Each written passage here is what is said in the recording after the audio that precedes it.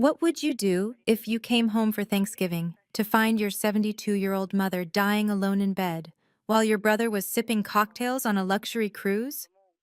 I faced exactly that nightmare last November. The house was dark, silent, and Mom was barely breathing on her deathbed, completely abandoned. The only sign of my brother Marcus? A note on the kitchen counter. Mom-in-law invited us on a cruise. You'll take care of Mom. She needs you. But when I rushed to Mom's side, ready to call 911, she opened one eye and whispered something that changed everything. Shall we begin? That's when I discovered the truth.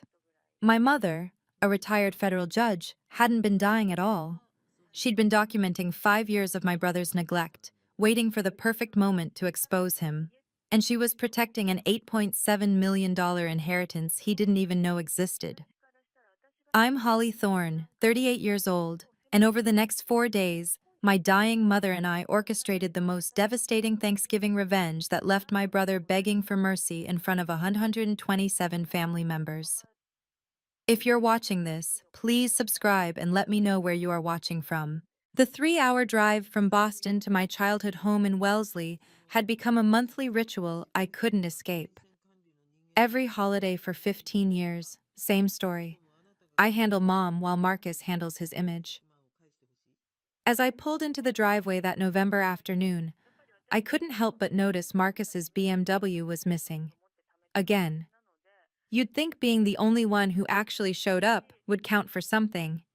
But at last year's Thanksgiving gathering, while I was cleaning Mom's kitchen after cooking for 12 relatives, Marcus stood in the living room accepting praise from our wealthy cousin, Robert Thorne. Such a devoted son, Robert had said, clapping Marcus on the shoulder. Margaret is lucky to have you looking after her. Marcus had actually smiled and replied, "Family comes first, Uncle Robert, always has." Meanwhile, Diane, his wife, had cornered me by the dishwasher. Must be nice having so much free time, Holly.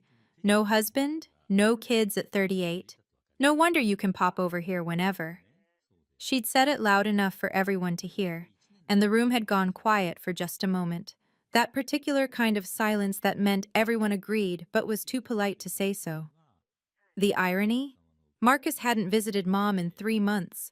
I had the gas receipts, the grocery bills, the pharmacy runs all documented in my phone. But pointing that out would make me seem petty, wouldn't it? The successful lawyer who couldn't find a man, jealous of her younger brother's perfect family. As I grabbed my overnight bag from the trunk, I noticed the mail overflowing from Mom's box. 3 days' worth at least. My stomach tightened. Marcus had promised he'd check on her before leaving. The mailbox should have been my first warning. The second was the darkened windows. Mom always kept the porch light on, even during the day. It was one of her quirks from her judge days, something about maintaining presence. Inside my purse, my phone buzzed. A text from Patricia, another cousin. "Marcus says you're being difficult about Thanksgiving again. Really, Holly?" I almost laughed. Marcus had been spinning stories since we were kids, but his masterpiece was convincing the entire Thorne family that he was Mom's primary caregiver. At every family gathering, he'd arrive late with elaborate excuses about Mom's medications or Mom's appointments. Appointments I'd actually taken her to the week before. The worst part? Mom never corrected him. Not once. She'd sit there in her wheelchair, which she only used at family events, another detail nobody seemed to notice, and smile benignly while Marcus played the martyr. "Oh, Mom's having a tough week," he'd say, patting her hand. "But we're managing, aren't we, Mom?" Last Christmas, he'd actually brought a PowerPoint presentation, I kid you not, showing his caregiving schedule, complete with color-coded charts. The family had been impressed. Robert Thorne had even mentioned putting Marcus in charge of the family's charitable foundation. "We need more young men like you," he'd said. "Men who understand duty." That same Christmas, I'd spent 4 hours in the ER with Mom after she'd had a dizzy spell. Marcus? He was in Vail, posting Instagram photos of his kids skiing. But according to his PowerPoint, he'd been coordinating Mom's care remotely. My key turned in the lock, and the door swung open to darkness. "Mom?" I called out. The house smelled wrong, stale, forgotten. "Mom, it's Holly." The silence that answered made my blood run cold. I found her on the bedroom floor, crumpled beside her antique dresser like a discarded coat. My hands shook as I dropped to my knees, checking for a pulse. It was there, weak but steady. "Mom! Mom, can you hear me?" I reached for my phone, already dialing 911, when something made me pause. Her left eye. It had opened. Just barely. And then, did she just wink at me? Before I could process that, I spotted the note on her nightstand. Marcus's handwriting. That lazy scrawl he'd never bothered to improve. "Mom-in-law invited us on a cruise. 10 days in the Caribbean. You'll handle Mom. She needs you. Already cleared it with my office. Thanks, sis. M." The paper was dated 3 days ago. 3 days. "Don't call them, sweetheart," Mom whispered, her voice surprisingly clear for someone who'd supposedly been lying here for days. "Not yet." I stared at her, phone still in hand, the emergency operator's voice tinny and distant. 911, what's your emergency?" "I'm sorry," I said into the phone, my eyes locked on Mom's. "False alarm. My mother just... she's okay." I hung up, my mind racing. Mom pushed herself up on one elbow, her movements careful but not weak. Not weak at all. "Help me to the chair, Holly," she said. And there was something in her voice I hadn't heard in years. Not the fragile widow everyone saw at family gatherings. This was Judge Margaret Thorne, the woman who'd made prosecutors cry in her courtroom. As I helped her up, I noticed the small camera in the corner of her bedroom, its red light blinking steadily. Then another by the door. How had I never seen those before? "We need to talk," Mom said, "and we have 4 days to prepare." Mom settled into her wingback chair with the grace of a queen taking her throne. The transformation was unsettling. From helpless elderly woman to strategic mastermind in seconds. 5 years, she began, pouring herself tea from a thermos I hadn't noticed before. 5 years I've been documenting everything. Every missed appointment, every excuse, every time Marcus took money from my purse thinking I wouldn't notice. She gestured to a laptop on her bed, already open. The screen showed a grid of video feeds from around the house. 312 video clips, Holly. All dated, all time-stamped. Would you like to see my favorite? It's from last month when he told Robert I was too confused to manage my own medications, while simultaneously rifling through my desk looking for bank statements. I sank onto the bed, overwhelmed. "Mom, why didn't you—" "Say something? To whom? The family who thinks Marcus walks on water? The son-in-law of Nancy Morrison, who sits on 3 charity boards with Robert?" She smiled, but it wasn't warm. "No, dear. I needed him to hang himself publicly, and thanks to this cruise, he finally has." She pulled out a folder from beside her chair. Medical records from Mass General, each one stamped and dated. 47 documented instances where Marcus declined to take me to scheduled appointments. His signature on every refusal form. He never read what he was signing, just wanted the paperwork done quickly. "But Mom, this is—" I trailed off, looking at the evidence of years of neglect. "Exactly what I needed," she finished. "You see, Holly, your father's trust has very specific conditions about inheritance. Conditions Marcus never bothered to read, but you, my detail-oriented daughter, probably memorized years ago." $8.7 million, Mom said, watching my face carefully. "That's what your father left in trust with the Massachusetts Judicial Foundation." I nearly dropped the medical records I was holding. 8 point... Mom, what are you talking about? Dad's estate was settled years ago. The public estate, yes, but your father was smarter than that. She pulled out a document bearing the letterhead of Baker McKenzie Law Firm. This trust was separate, with one very specific condition. It can only be inherited by a family member who demonstrates, quote, "continuous familial responsibility for a minimum of 5 consecutive years." Any break in that pattern longer than 14 days disqualifies the heir permanently. My eyes scanned the document, dated 2019, witnessed by 3 senior partners. Marcus doesn't know about this? Marcus knows there's money? He's been hunting for it like a bloodhound. Why do you think he makes such a show at family gatherings? He's performing for an audience of one, me. Or so he thinks. Mom's smile was sharp. The annual family gathering is November 28th this year. 127 confirmed attendees at the Ritz-Carlton. Marcus has already RSVP'd. He never misses a chance to play the devoted son.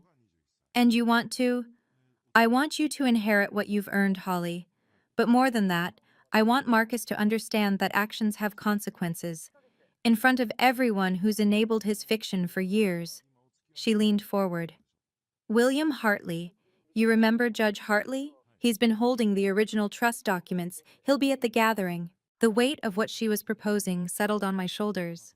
Mom, this could destroy him. No, dear, she corrected. Marcus destroyed himself. We're just going to document it. If you've ever been the responsible one while your siblings got all the credit, you'll understand what I felt in that moment. The years of sacrifice, the thankless holidays, the constant criticism, all while Marcus played the golden child. Have you experienced something similar? Let me know in the comments below. And please, hit that subscribe button if you want to hear how this all played out. Mom's phone rang at exactly 6 p.m. She handed it to me with a knowing look. Show time, she mouthed. Holly? Thank God you're there. Marcus's voice was bright, casual, with the sound of steel drums in the background. How's Mom doing? How do you think she's doing, Marcus? Come on, don't be dramatic. She's fine. She has you. A pause, then quieter. She is fine, right? You left her alone for 3 days before I got here. She said she'd be fine. Look, Diane's mother spent a fortune on this cruise. It's the first vacation we've had in 2 years. That was a lie. I'd seen their Cancun photos from June. Besides, you're the one with the flexible lawyer schedule. I've got 2 kids, Holly. Before I could respond, Diane's voice cut in. She must have grabbed the phone. We deserve this vacation, Holly. We work hard, unlike some people who can just work from home whenever they want. You don't have kids. You don't understand the pressure we're under. Diane, Mom could have what? She's fine, isn't she? You're there now. Problem solved. Her tone turned syrupy. We'll be back December 1st. Thanks for understanding. Oh, and Marcus already called Robert to let him know you're handling Thanksgiving prep this year. Bye. The line went dead. Mom had been recording the whole thing on her laptop. Did you catch the part where he said I told him I'd be fine? She asked. I was at my neurologist appointment that day, the one he was supposed to drive me to. I have the appointment card and the Uber receipt. 3 days ago. He'd booked this cruise 3 months ago, according to the confirmation email Mom had somehow gotten from his account. Let him enjoy the water, Mom said. He'll be drowning soon enough. Within 2 hours, the family phone tree had activated. Robert Thorne called first, his voice dripping with disapproval, but not for who I expected.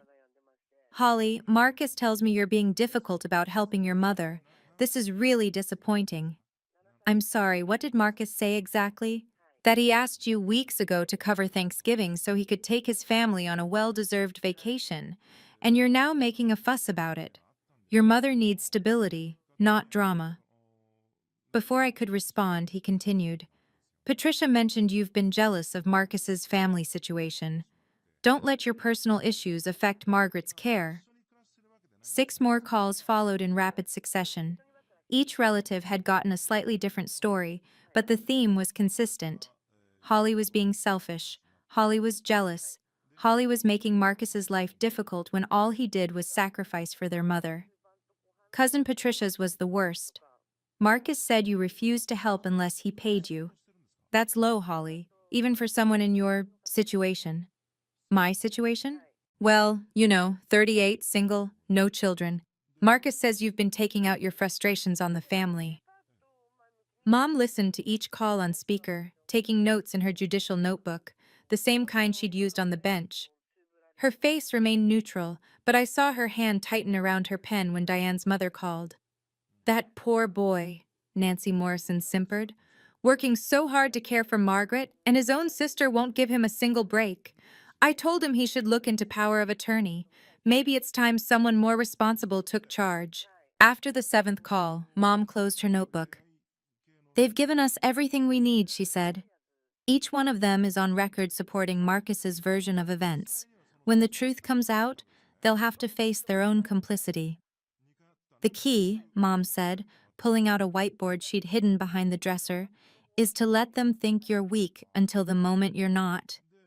She'd mapped out the entire family gathering like a military operation, the seating chart, the speaking order, even the moment when Marcus traditionally gave his toast about family values, right after the Thorn Foundation updates. Marcus always speaks at 3:15 p.m. exactly. He likes the post-lunch energy when everyone's had wine but isn't tired yet. That's when you'll stand up. Mom, I'm not sure I can. You argued before the Massachusetts Supreme Court last year and won. You can handle your brother. She pulled up a video on her laptop. Watch this. From last year's gathering. The footage showed Marcus at the podium, confident and glowing. Family means everything to me, he was saying. Watching Mom age has been difficult, but I'm honored to be the one she relies on. Some people choose career over family. The camera caught him glancing at me. But I've always known what really matters. The crowd had applauded. Robert Thorne had actually wiped away a tear. This year, Mom continued, William Hartley will arrive at 3:00 p.m. with the trust documents.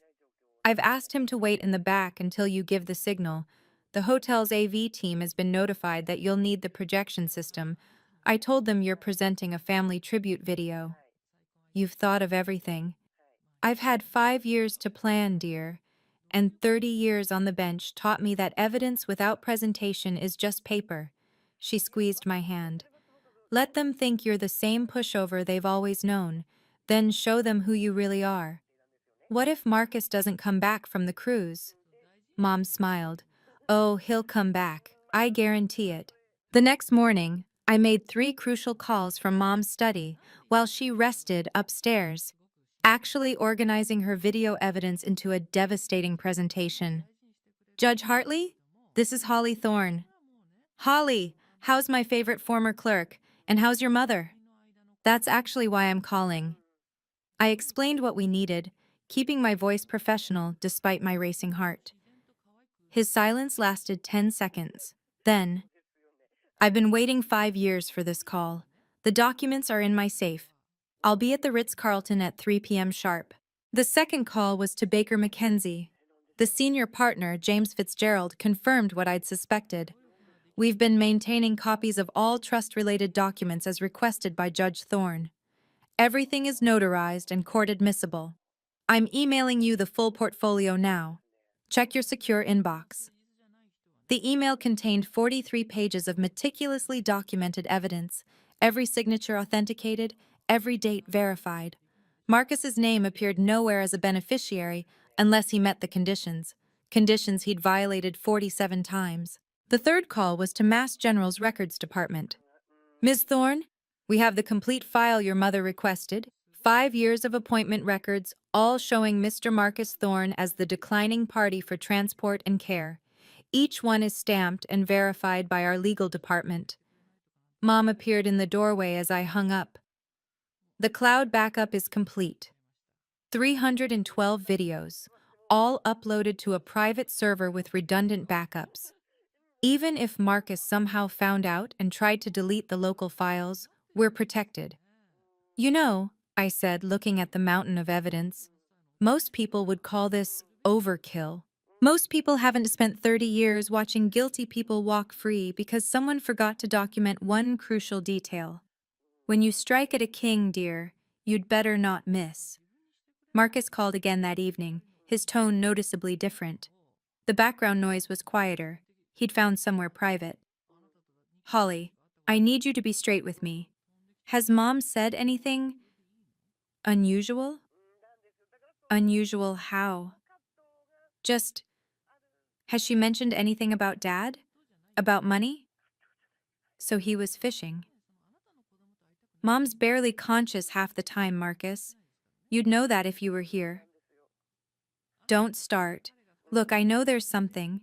Dad was too smart to leave everything in the basic estate. I've been going through old papers, and there are references to a second trust. And you're calling me about this from your cruise because I need to know if Mom said anything. Diane thinks... He caught himself. It doesn't matter what Diane thinks. Just... Has Mom mentioned any lawyers visiting? Any documents? I glanced at Mom, who was listening on speaker. She nodded slowly. No lawyers, Marcus. Though Judge Hartley called to check on her, said he might stop by the family gathering to pay his respects. The silence on Marcus's end stretched uncomfortably long. Hartley. Right. He and Dad were close. Marcus, is everything okay? You sound worried. Just keep an eye on things, okay? And Holly? Don't sign anything. Don't let Mom sign anything. Not until I get back. I thought you trusted me to handle everything. I do. Diane wants to make sure everything is properly managed. You understand? After he hung up, Mom pulled up another video on her laptop. It was from 2 years ago. Marcus, in her study, photographing pages from her personal files while she was supposedly napping. He's been hunting for years, she said. Let him wonder what we know. Desperate people make mistakes. November 26th, 2 days before the gathering, Marcus burst through Mom's front door like a man on fire. He'd cut his cruise short by 4 days. Mom! He rushed past me in the hallway, arms full of expensive flowers and a Hermes scarf. I'm so sorry I left you. The performance was Oscar-worthy. He knelt beside her chair, tears actually forming in his eyes. When Holly told me how sick you were, I immediately booked a flight home. Diane understood. She said family comes first. Mom played her part perfectly, letting her hand shake as she reached for him. Marcus, you came back. Of course I did. I should never have left.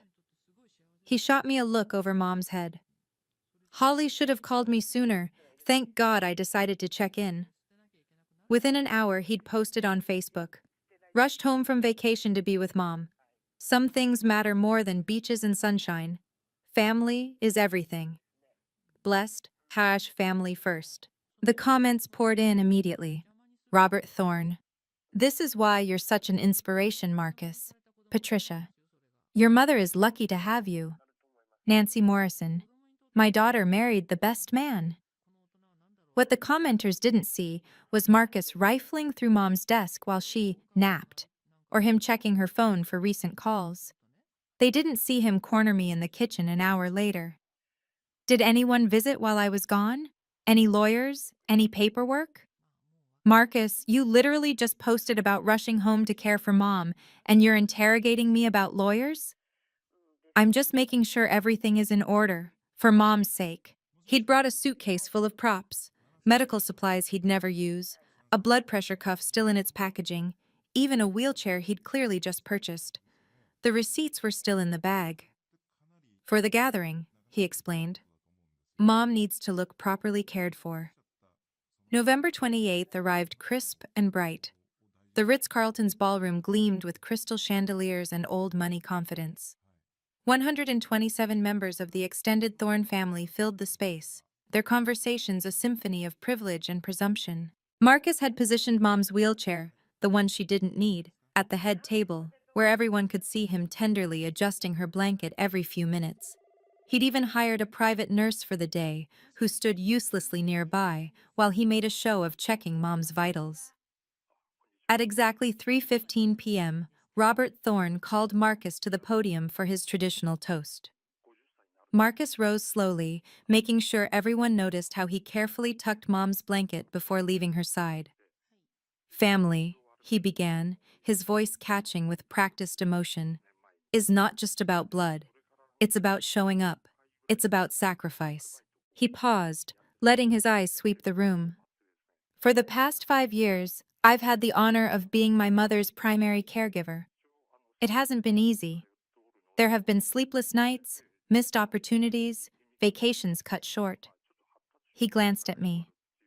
While some chase career ambitions, I've chosen a different path, a harder path. The crowd murmured appreciatively. Nancy Morrison dabbed at her eyes.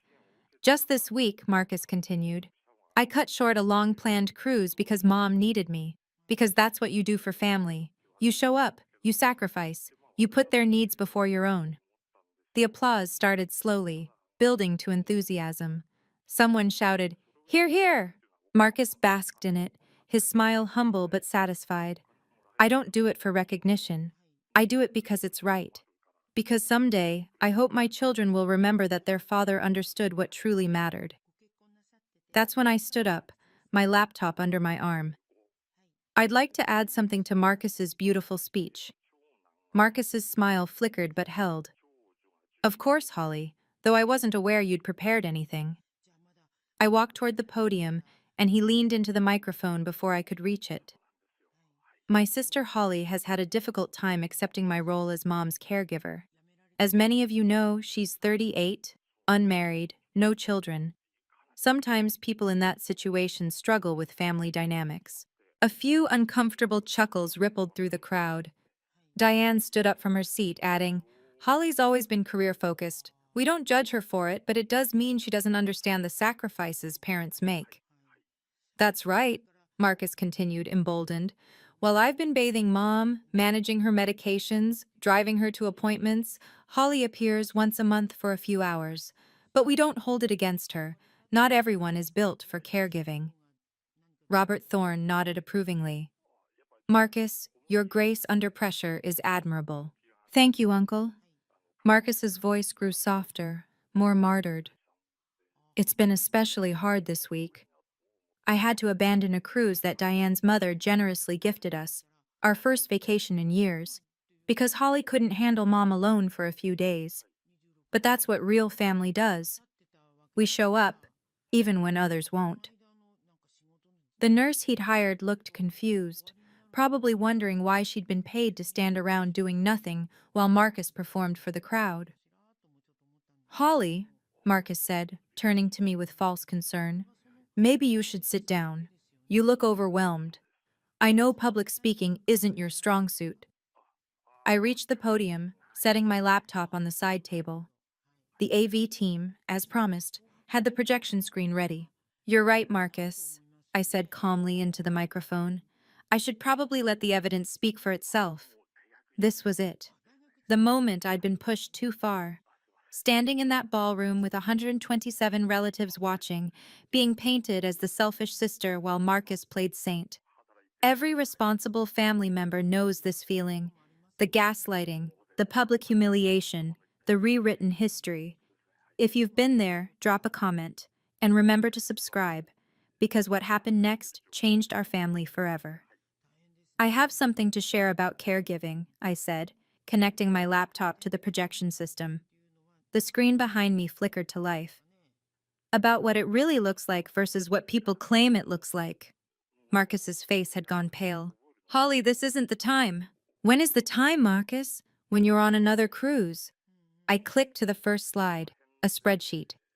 This is 5 years of Mom's medical appointments, 412 scheduled visits to Mass General. Would anyone like to guess how many Marcus attended? The room had gone silent. Even the waitstaff had stopped moving. 7, I continued. He attended 7, and those were all in the first month of 2020, when he was trying to get Mom to add him to her main bank account. This is ridiculous. Marcus started toward me, but stopped when Judge William Hartley entered through the ballroom's main doors, a leather portfolio under his arm.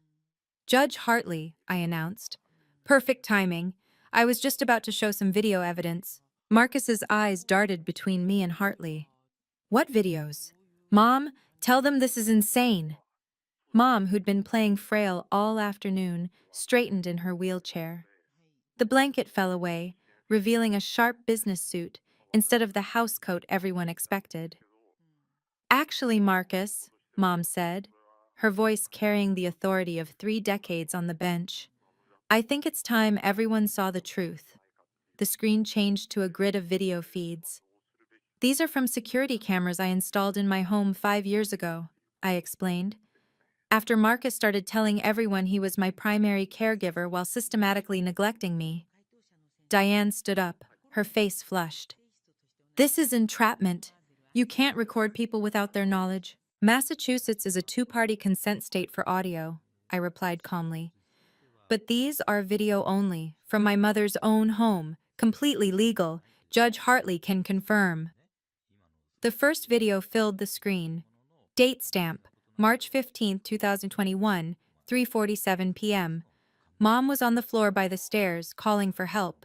Marcus walked past her, stepped over her extended arm, and grabbed a beer from the kitchen. The audio was muted, but you could see Mom's mouth forming his name. Gasps rippled through the ballroom. Robert Thorne stood up, his face red. What is this? This, I said, is Marcus choosing a football game over helping his mother who had fallen. I clicked to the next video. October 8th, 2021. Mom begging Marcus to take her to her cardiology appointment. His response? The video showed Marcus on his phone, waving Mom away dismissively. The timestamp showed he stayed another hour before leaving, without her. January 15th, 2022. Click. Mom's medication sitting on the counter for 3 days while Marcus posted Facebook photos from a ski trip. April 3rd, 2022. Click. Marcus removing cash from Mom's purse while she slept. Stop, Marcus shouted. These are taken out of context. Context? I pulled up a document. Here's context. 47 signed refusal forms where you declined to provide transportation for Mom's medical care. Your signature on every one. The crowd was murmuring now, voices rising. Nancy Morrison had sat down heavily, her face white. Diane was backing toward the exit. September 10th, 2023. I continued relentlessly. The day you told everyone you spent 8 hours caring for Mom. The video showed Marcus in Mom's house for exactly 12 minutes, long enough to take a selfie with her for Instagram and raid her refrigerator. Patricia gasped. But you said you posted that you were there all day. He lied, Mom said simply from her wheelchair. He's been lying for 5 years, and you all believed him over Holly, who actually showed up. Judge Hartley stepped forward, his presence commanding immediate attention. If I may address the family. He opened his portfolio, removing a sealed document. I've been the executor of Judge Thomas Thorne's secondary trust for 5 years. The terms were specific. The beneficiary must demonstrate continuous familial responsibility for a minimum of 5 consecutive years. Any gap longer than 14 days results in permanent disqualification. Marcus lunged forward. What trust? What are you talking about? The trust your father established through the Massachusetts Judicial Foundation, Hartley continued, worth approximately $8.7 million. The room erupted. Marcus's face went from red to white to green in seconds. As documented here, Hartley held up a thick folder. Marcus Thorne has been absent from his mother's care for a cumulative 1,247 days over the past 5 years.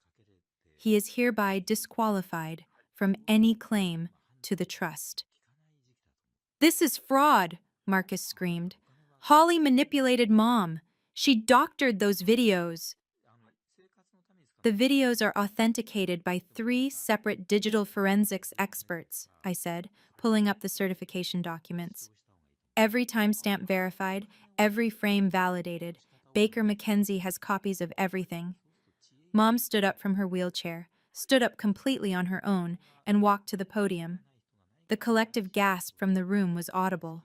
I've been documenting everything, she said clearly. Every lie, every absence, every stolen dollar. Holly has been my sole caregiver for 15 years, not 5. She just never asked for credit. Robert Thorne found his voice. Margaret, surely there's been some misunderstanding. The only misunderstanding, Mom said coldly, was you all believing that the son who showed up for photos was more valuable than the daughter who showed up for everything else. Marcus collapsed into a chair, his head in his hands. 8.7 million. This is fake! Marcus shot up from his chair, wild-eyed and desperate. Holly edited these videos. She's been planning this. He spun toward the crowd. You all know me. You know how much I've sacrificed. His voice cracked.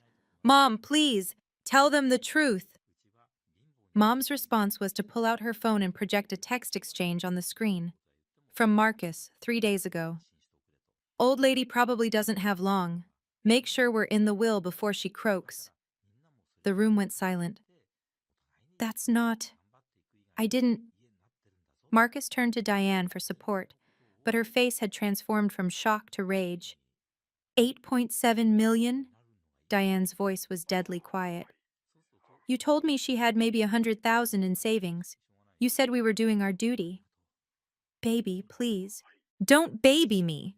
Diane yanked out her own phone. I have recordings too, Marcus. All those times you practiced your grieving son speech for when she died. All those times you calculated how much we could get for her house. She turned to the crowd. He made me rehearse crying.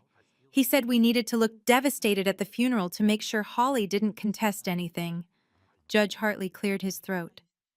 I should also mention that attempting to defraud an elderly person in Massachusetts carries a penalty of up to 5 years in prison. These videos would certainly qualify as evidence. Marcus's legs gave out. He sank to the floor, looking up at Mom with genuine tears now. Mama, please. I'm your son. Your only son. Mom walked over to him, each step measured and deliberate. No, Marcus.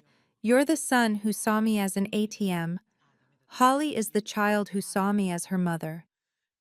Diane's transformation was swift and vicious. She pulled out her phone, scrolling through messages with the efficiency of a prosecutor. You want to see who Marcus really is? She connected her phone to the projection system with practiced ease. Let me show you our text messages from 2 years ago. The screen filled with Marcus's words. The old lady's loaded. Mom doesn't even know about Dad's other accounts. Once she's gone, we're set for life. Another text. Keep being nice to her at family things. Make Holly look bad. The worse Holly looks, the better we look. And another. Told Robert that Holly's been stealing from Mom. He bought it completely. Robert Thorne's face went purple. You told me Holly was embezzling? He tells everyone stories, Diane continued, her voice rising. Last Christmas, while Holly was at the hospital with Margaret for 6 hours, Marcus was at a casino. He lost $3,000 and told me it was fine because Mom's money will cover it soon. She pulled up an audio file. This is from last month. Marcus's voice filled the ballroom. I figure the old bat has maybe 6 months left. We just need to keep Holly away and make sure we're the only ones there when she updates the will. I've already got Diane practicing her grieving daughter-in-law act. Nancy Morrison stood up, shaking. Diane, you knew about this? I found out the truth 3 weeks ago. Diane lied smoothly. I've been documenting everything since then. I was going to come forward today anyway. She wasn't, of course. But Diane had always been a survivor, and she knew a sinking ship when she saw one. I want a divorce, she announced, and I'll be seeking full custody based on Marcus's demonstrated lack of moral character. The family's reversal was swift and merciless.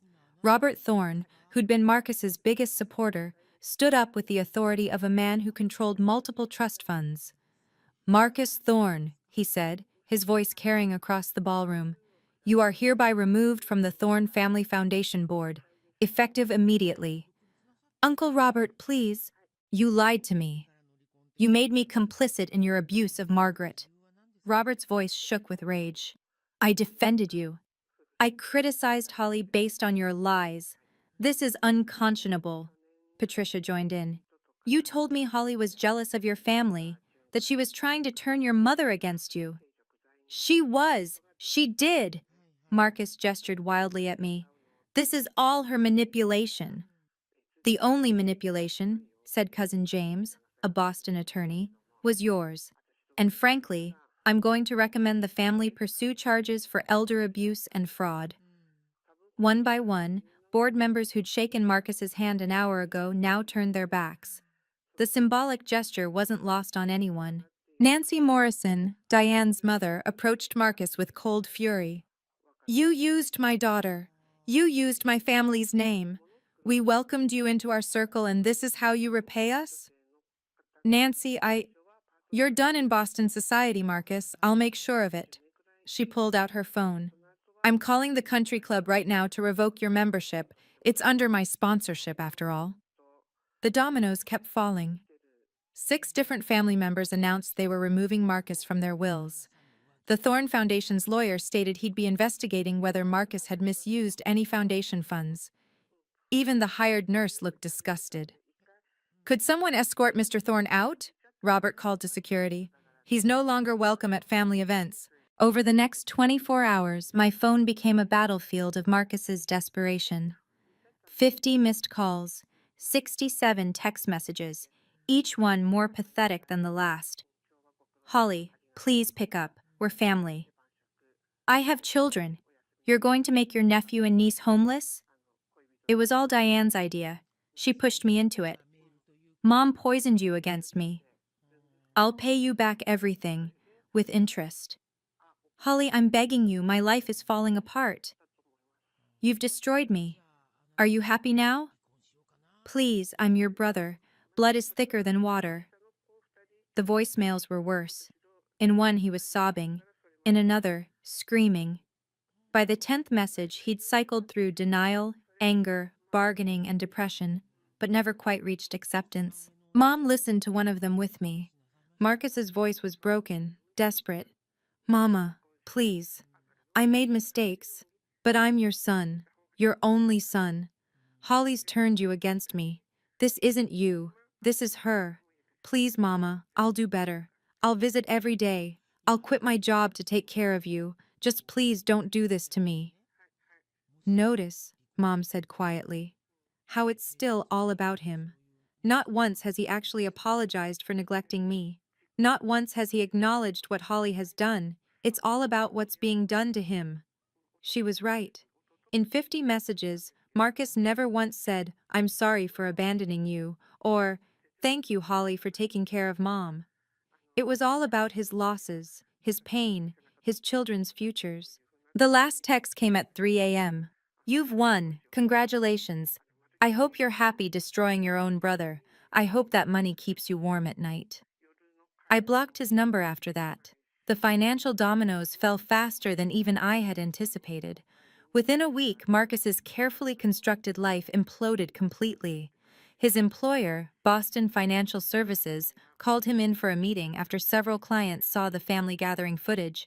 Someone had recorded it and it went viral on LinkedIn with the caption, "When the devoted son gets exposed." They gave him 2 options: resign immediately or be fired for reputational damage to the firm. He chose resignation, which meant no severance package. Diane filed for divorce on Monday, citing financial fraud and moral turpitude. Her lawyer, one of Nancy Morrison's friends, was ruthless. The preliminary settlement demanded the house, both cars, and $3,500 monthly in combined alimony and child support. He claimed assets he didn't have, Diane told me in a brief phone call. He took loans against future inheritance he was never going to get. We're $400,000 in debt, Holly. Credit cards, personal loans, even a second mortgage he forged my signature on. The house in Brookline went on the market within 2 weeks, priced to sell quickly because Marcus needed the money for legal fees. The country club membership Nancy Morrison had revoked would have been worth $50,000 if sold properly. Instead, it was gone with no compensation. His BMW was repossessed when it turned out he'd been hiding 3 months of missed payments. The boat he'd bought last summer, telling everyone Mom had given him the money, was seized by the marina for unpaid dock fees. By December 15th, Marcus Thorne, who'd spent 5 years playing the devoted son and successful family man, was living in a studio apartment in Revere, working part-time at a car rental agency, and begging former colleagues for references they wouldn't provide. Reputation in Boston is everything, Robert Thorne had said. He was right. 3 weeks after the gathering, I was formally elected to the Thorne Family Foundation Board, unanimously, with 1 abstention. Marcus's empty seat. Holly, Robert Thorne said after the vote, I owe you an apology. We all do. We saw what we wanted to see, believed what was easier to believe. You deserved better from this family. The apology was public, recorded in the minutes, and accompanied by something even more meaningful: respect. Mom and I had grown closer than ever.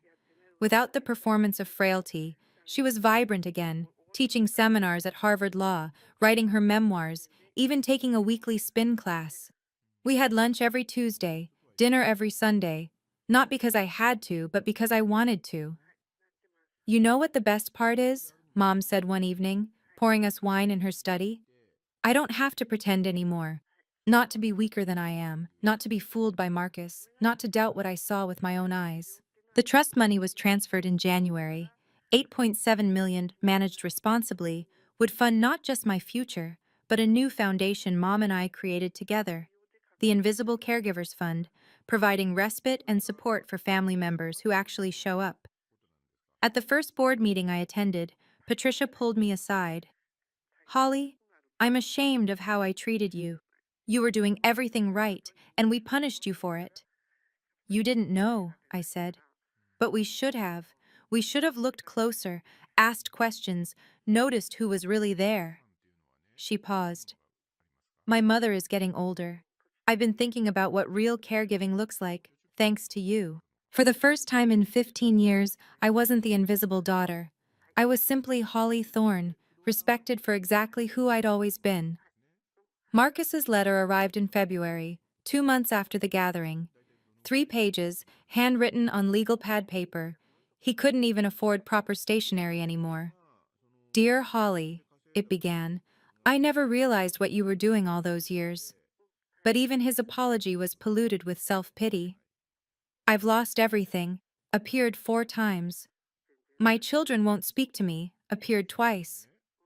The phrase, I'm sorry, appeared once, buried in the middle of page 2, immediately followed by, but you have to understand the pressure I was under. Diane had been thorough in the divorce. The kids, teenagers now, had chosen to live with her full-time after seeing the videos. Marcus got supervised visitation every other weekend, contingent on completing court-mandated therapy for narcissistic personality traits with antisocial features. His therapist, he wrote, was helping him understand his patterns. But even that felt performative, like he was saying what he thought would get him back into the family's good graces, and more importantly, the family's money. The irony wasn't lost on anyone. Marcus, who'd spent 5 years performing the role of devoted son for an audience, was now genuinely alone.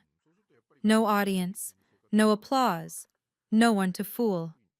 His Instagram account, once filled with carefully staged family photos, had been dormant since November. His last post, Family is Everything, had been flooded with comments after the video went viral, none of them kind. He was working retail now at an electronics store in Medford. One of Mom's friends had seen him there, wearing the blue polo shirt and name tag, helping customers with phone plans. He'd lost weight, she said, looked older, tired. He got exactly what he gave, Mom said when I showed her the letter. Nothing. In March, Marcus made one last attempt at reconciliation, showing up at Mom's house unannounced. I was there, thankfully, when the doorbell rang. I need to see Mom, he said, looking gaunt and desperate. Please, Holly. I didn't move from the doorway. Here are the conditions, Marcus, non-negotiable. I pulled out my phone, reading from the notes I'd prepared months ago, knowing this day would come. 1. You will never ask for money. Not from me, not from Mom, not through any third party. Any request for financial assistance ends all contact permanently. 2. You may see Mom once a month, for 1 hour, supervised by me or a professional caregiver. You'll schedule these visits 2 weeks in advance. One no-show or late arrival, and the visits end. 3. You'll provide proof of ongoing therapy every month. Not a note saying you went, actual documentation of consistent attendance and participation. Marcus's face cycled through emotions: anger, hurt, desperation, and finally, something like resignation. Those are harsh, Holly. Those are boundaries, Marcus. something I should have set 15 years ago. What if I can't afford therapy? There are free clinics. Your therapist can provide resources. I kept my voice steady, professional. These aren't punishments, Marcus. They're protections. For Mom, for me, and honestly, for you too. He stood there for a long moment, looking past me into the house where he'd grown up, where he'd taken so much and given so little. Can I at least see her today? Just for a few minutes? No, follow the process. Schedule a visit. Show up on time. Bring your therapy documentation. I started to close the door. The boundaries start now, Marcus. Respect them, or lose access entirely. That evening, Mom and I sat in her garden, watching the spring bulbs she'd planted finally bloom. She'd been quiet since Marcus's visit, and I could tell she was working through something. I failed him, she said finally. I created this monster. Mom, no! Let me finish. She turned to me, her judge's eyes clear and direct. I enabled Marcus for years. Every time he lied, I stayed quiet. Every time he took credit for your work, I let it happen. I told myself I was keeping the peace, but really, I was choosing the easy path. She pulled out a document from her folder. She always had a folder nearby these days. I've established a scholarship fund, the Margaret Thorne Caregivers Education Fund, full rides for children of family caregivers who've sacrificed their own education opportunities. Mom, that's wonderful. It's necessary. How many daughters like you are out there, Holly? How many sons, for that matter? Invisible, overworked, underappreciated, watching their siblings get praised for showing up once a year? She signed the document with her judicial pen. $2 million to start. I won't fail another Holly. The fund would launch publicly next month, she explained. Part of the application would require documenting caregiving hours. Real documentation, not Facebook posts or staged photos. Marcus taught me something valuable, she continued. Sometimes the greatest act of love is refusing to enable someone's worst self. I spent so many years avoiding conflict that I forgot justice requires confrontation. She reached over and squeezed my hand. You taught me something too, that showing up isn't just about being present. It's about being present when it's hard, when there's no audience, when there's no reward except knowing you did the right thing. Diane's attempt to control the narrative backfired spectacularly. In April, she posted a lengthy Facebook essay titled Surviving a Narcissist, My Story, trying to paint herself as Marcus's victim. Within hours, someone leaked the screenshots from the family gathering, the ones showing her texts encouraging Marcus to milk the old lady and make sure Holly gets nothing. The post went viral, but not in the way Diane intended. 47,000 shares in 3 days. The comments section became a masterclass in internet justice. So you knew he was neglecting his mother and said nothing? You literally coached him on how to cry at her future funeral. Seek help. This woman rehearsed grief. The Boston Globe picked up the story. Brookline divorce drama exposes elder abuse scheme. Diane's photo was featured prominently, right next to the screenshot of her saying, "Old people die, might as well benefit." The custody battle that followed was swift and brutal. The judge, who happened to know Mom from her bench days, reviewed the evidence with particular interest. Diane got weekends only, supervised for the first 6 months. Her job at a high-end real estate firm? Gone within a week of the article. Reputational concerns, they said. She was now working as a receptionist at a dental office in Quincy, her Mercedes traded for a Honda Civic, her Newberry Street shopping days a distant memory. Nancy Morrison, her own mother, publicly distanced herself. I'm deeply disappointed in my daughter's choices, she told the Globe. The Morrison family does not condone elder abuse in any form. The internet, as Mom had noted while scrolling through the comments, doesn't forget. Every job interview, every new relationship, every attempt to rebuild her image would be haunted by those screenshots, archived forever in the digital amber of public shame. Thanksgiving 2025 arrived with crisp November air and a completely different energy. 73 family members gathered at the Ritz-Carlton, notably fewer than the previous year, but the quality of company had vastly improved. I stood at the same podium where everything had changed a year ago. This time, no one questioned my right to be there. Family, I began, raising my glass, isn't about blood or obligation or performance. It's about showing up when the cameras aren't rolling, when there's no applause, when the only witness is your own conscience. The room was warm with genuine appreciation, not the performed emotion of previous years. Robert Thorne had personally apologized to me 3 separate times. Patricia now called weekly, actually listening instead of judging. This year, the Thorne Foundation is launching a new tradition, I continued. Instead of celebrating those who claim to sacrifice, we're honoring those who actually do. The caregivers, the supporters, the ones who show up without Instagram posts or Facebook announcements. Mom stood beside me, radiant in her strength. To those who show up, she said, raising her own glass, not those who show off. The toast rippled through the room. Marcus's name wasn't mentioned once. He'd become the family ghost, present only as a cautionary tale whispered to younger members about the danger of performance over presence. He wasn't invited, of course. His monthly visits with Mom had lasted exactly 2 sessions before he'd violated the boundaries, asking her to loan him money for rent.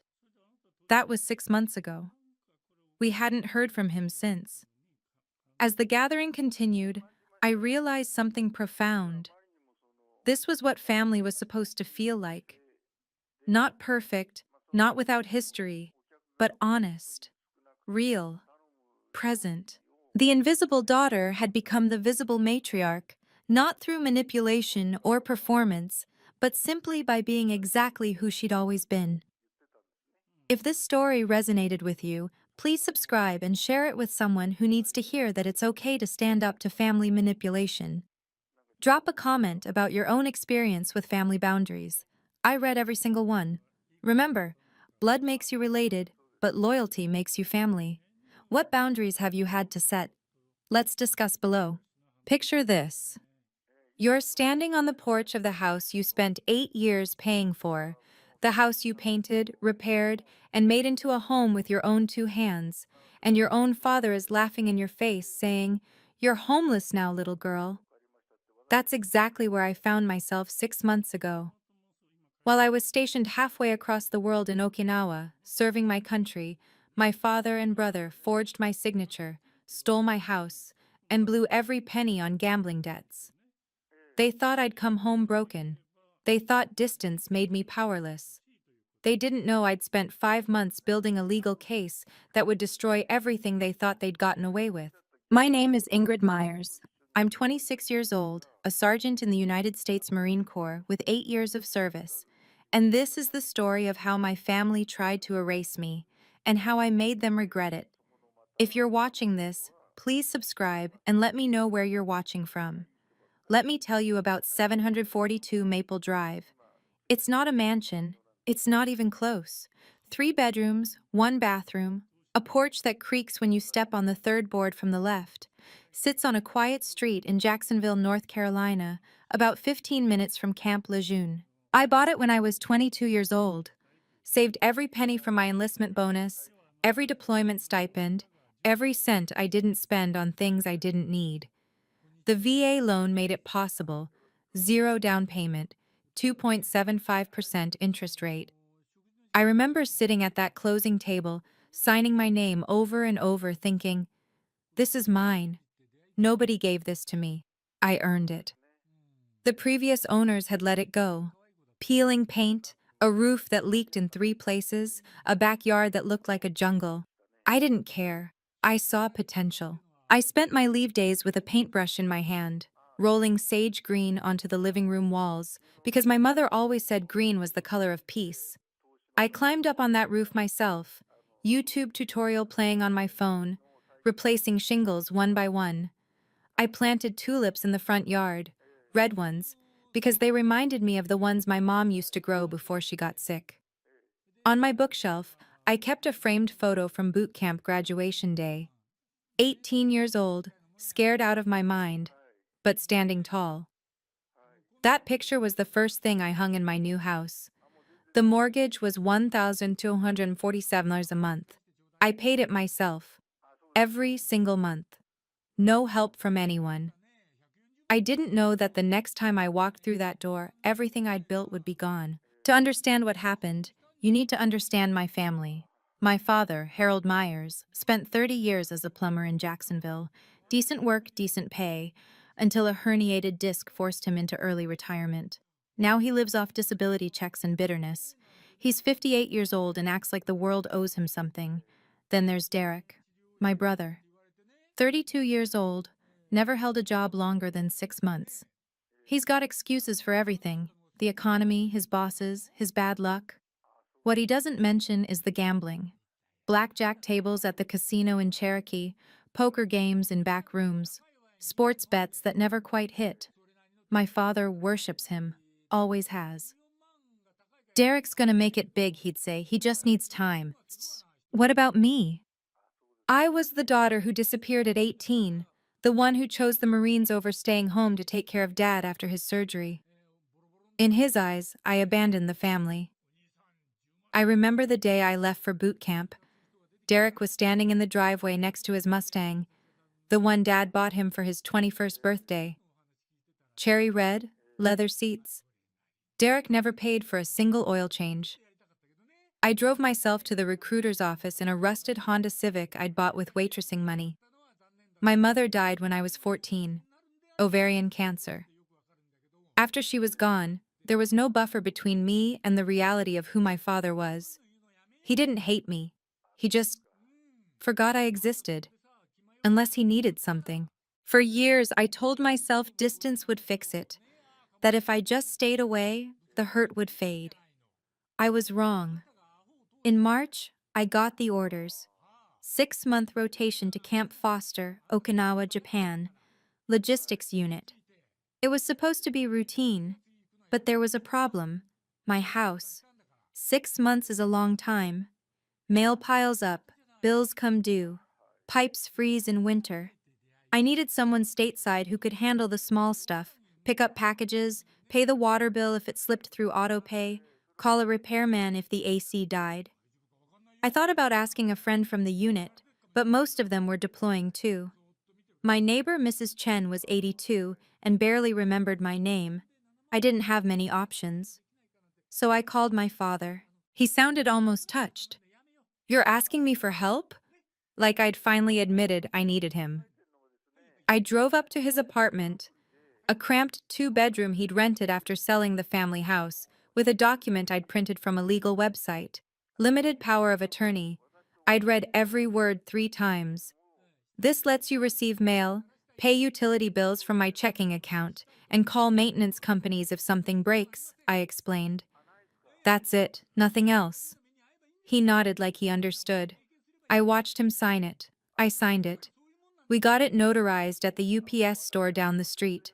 Before I left, I took a picture of every page and emailed it to myself. Just a habit from the military. Document everything. I didn't think I'd actually need it. "Thanks, Dad," I said at the door. "I'll call you every couple weeks." He hugged me, first time in years. "Don't worry about a thing," he said. "Family takes care of family." I believed him. Okinawa was beautiful. Humid and exhausting, but beautiful. Turquoise water, limestone cliffs, sunsets that turned the sky pink and orange like something from a painting. I worked night shifts mostly, processing supply requests, tracking inventory, making sure equipment got where it needed to go. Boring work, important work, the kind of work that keeps the machine running. I kept a photo of my house on my desk, just a snapshot I'd taken before I left. The front porch, the tulips starting to bloom, the sage green curtains I'd hung in the living room window. When the nights got long, I'd look at it and remind myself what I was working toward. Every 2 weeks, I'd video call Dad. The conversations were short, surface level. "Everything's fine. Bills are paid. Nothing to report. He never asked about my work. I never pushed. I sent money home every month. Not because he asked, because I'd set up automatic transfers for the mortgage and utilities. My paycheck went into my Jacksonville account, and the bills paid themselves. I just needed someone there for emergencies. Sergeant Tara Collins was one of the few people I'd call a real friend. We'd served together at Lejeune before she got transferred to a different unit on base. Her husband, Marcus, worked at the Onslow County Register of Deeds, basically the office that tracks who owns what property in the county. Tara and I texted sometimes. Memes mostly, complaints about the food, normal stuff. Month 5, 3 a.m. local time. I was halfway through a supply audit when my phone buzzed. A text from Tara. 3 words. Call me, now. My hands were shaking before I even dialed. Tara picked up on the first ring. Ingrid. Her voice was tight. Wrong. I don't know how to say this, so I'm just going to say it. What happened? Marcus was running routine deed transfers today. Your name popped up. She paused. Your name was removed from your property 2 weeks ago. I heard the words, but they didn't make sense. Removed? That's not how property works. You can't just remove someone. There has to be a mistake. There's no mistake. The deed was transferred. Someone sold your house, Ingrid. It's in someone else's name now. I sat down on my bunk because my legs stopped working. Who? The new owners are Michael and Sarah Patterson. Young couple. They paid $187,000. Another pause. The seller of record is Harold Myers, acting under power of attorney for Ingrid E. Myers. My father. I couldn't breathe. Ingrid? You still there? The money, I managed. Where did the money go? I don't know. That's not in the deed records. I hung up, opened my banking app, scrolled through transactions, deposits, transfers. Nothing. No $187,000. No $100,000. No $10,000. The last deposit was my regular paycheck. The last withdrawal was the mortgage auto payment, which would now bounce because there was no mortgage anymore. Because I didn't own the house anymore. I called my father. It rang twice, then went to voicemail. I called again. Voicemail. Again. Voicemail. I sat in the dark, thousands of miles from home, and I didn't cry. I didn't scream. I opened my laptop and typed into the search bar, SKRA Property Protection Military. The next morning, I walked into the JAG office at Camp Foster. Judge Advocate General, the military's legal branch. I'd never needed them before.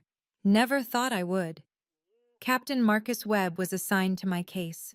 Early 30s, black, wire-rimmed glasses, the kind of calm that comes from seeing the worst and learning to stay steady anyway. He listened without interrupting while I explained everything.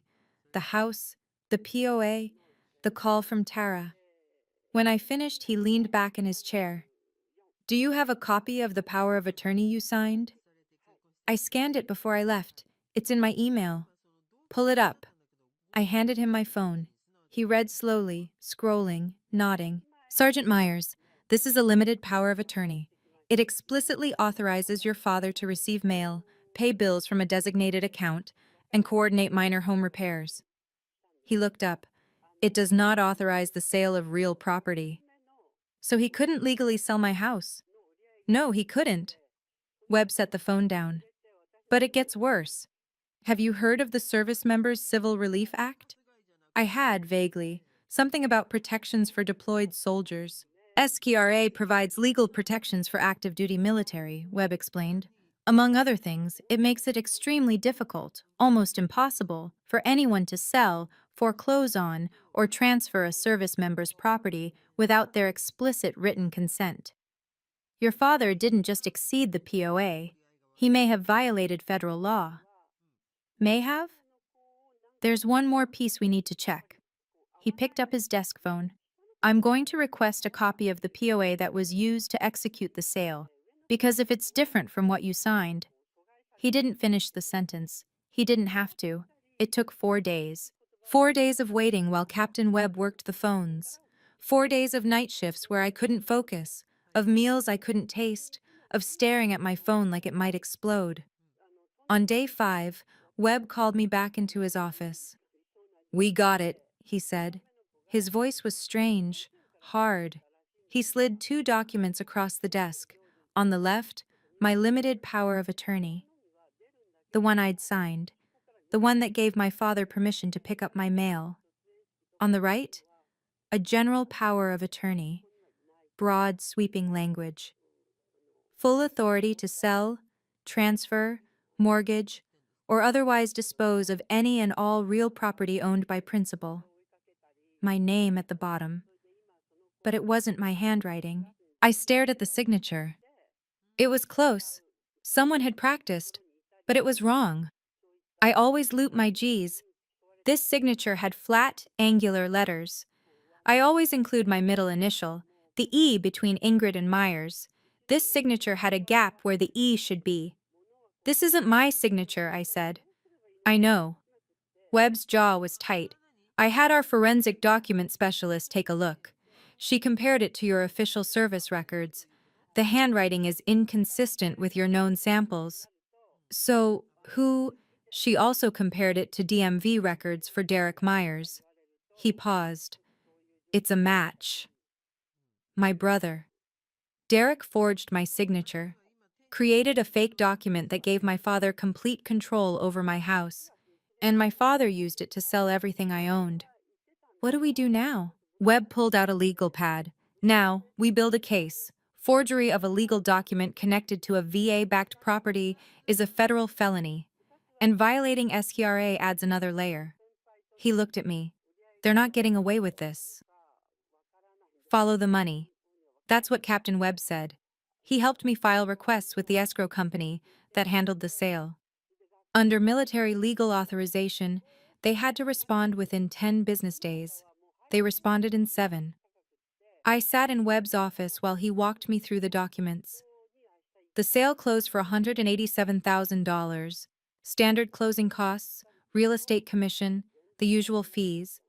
Net proceeds were approximately $172,000. He flipped a page. All of it was wired to an account in Harold Meyer's name. "Where is it now?" Webb didn't answer right away. That's how I knew it was bad. Bank records show a series of withdrawals and transfers over a 3-week period. $35,000 to something called Atlantic City Holdings, which, based on my research, is a payment processing company for casino debts. $42,000 to a similar company in Charlotte. $28,000 to an individual named Vincent Rossi, who appears to be a private loan collector. A loan shark. I didn't say that. He looked at me. But yes, probably. The numbers kept coming. Rent payments for Derek's apartment, a $4,800 charge at a luxury car repair shop, probably the Mustang, restaurant bills, hotel rooms. "Bottom line," Webb said, "of the $172,000 net proceeds, approximately $127,000 is gone. Harold Meyer's current account balance is around $45,000. I did the math. 8 years of service. 8 years of saving every dollar, sacrificing every comfort, building something real. Gone in 3 weeks, turned into poker chips and blackjack bets, and payments to men who threatened to break kneecaps." "They gambled away my house," I said. "Yes." I stood up, walked to the window, looked out at nothing. "What's next?" "Next, we send a cease and desist, and we contact the VA. The cease and desist letter was 6 pages long. Captain Webb drafted it himself. Military letterhead, JAG office seal. The kind of document that makes people stop laughing and start sweating. It went to 4 parties: Harold Myers, Derek Myers, the notary public who witnessed the fraudulent POA, and the Pattersons, the couple who'd unknowingly bought a house that wasn't legally for sale, through their attorney. The letter spelled out everything: the limited POA versus the forged general POA, The SKRA violation, the fraudulent transfer of title. It demanded an immediate halt to any further transactions involving the property and gave all parties 14 days to respond. But that wasn't enough. Webb wanted insurance. He connected me with Linda Hoffman from the VA's Regional Loan Center in Roanoke. She handled cases involving VA loan violations, and she'd seen everything. "This is bad," she said over the video call, her face grim on my laptop screen. "VA loans have specific covenants. Any sale or transfer of the property has to be approved by our office. We have no record of any request, no authorization, no nothing. So the sale is invalid? Under VA covenant, yes. The transaction was executed without required approval. It's legally deficient." She typed something off-screen. "I'm putting this in writing today. Official VA notification that the sale violates loan covenants and should be considered null and void pending resolution." I exhaled. Finally, something solid. "What happens if they don't comply?" I asked. Linda looked directly at the camera. "Then we stop asking politely. Forgery, wire fraud, SKRA violation, that's federal territory. The U.S. Attorney's Office in Eastern North Carolina doesn't mess around." I saved the email she sent. Then I saved it again, just in case. 14 days. That's how long they had to respond to the cease and desist. Day 1, nothing. Day 2, nothing. By day 7, I'd stopped expecting anything. My father wasn't going to respond to letters. He probably thought I was bluffing. A girl playing soldier, waving around papers that didn't mean anything. Day 8 changed my mind. A text from Derek. "Stop making this a big deal. It's just a house. You can buy another one." It's not it's. And he spelled another wrong the first time before autocorrect fixed it. Some things never change. I didn't respond. Day 10. My father called. I answered. I don't know why. "Ingrid?" His voice was that same mixture of condescension and forced patience I remembered from childhood. "We need to talk about this situation." Situation? "This legal business. You're overreacting. We're family. We don't need lawyers involved. You sold my house." I did what I had to do. Derek was in trouble, real trouble. People were threatening him. "So you stole from me." Silence. Then, "It's not stealing when it's family. That's not how family works." "Family doesn't forge signatures, Dad." His voice hardened. "You were always like this, always thinking you're better than everyone else just because you put on a uniform. You think the Marines make you special? You're still my daughter. You'll do what I say." "No, I won't." He hung up. Day 14. The deadline came and went. No formal response from Harold. No response from Derek. No response from the notary. The Pattersons' lawyer did respond, a panicked letter asking for more information about the allegations and expressing his client's desire to resolve the matter. They were scared. My father was not. He thought he'd already won. The Pattersons didn't deserve this. I learned about them through their attorney's response letter.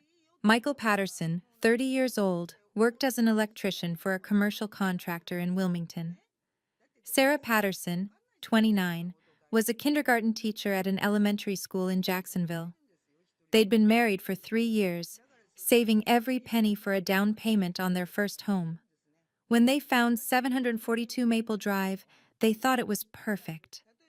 3 bedrooms, room for the baby Sarah was carrying, 4 months along, a nice yard, a quiet neighborhood, close enough to Camp Lejeune that Michael could pick up side work on base.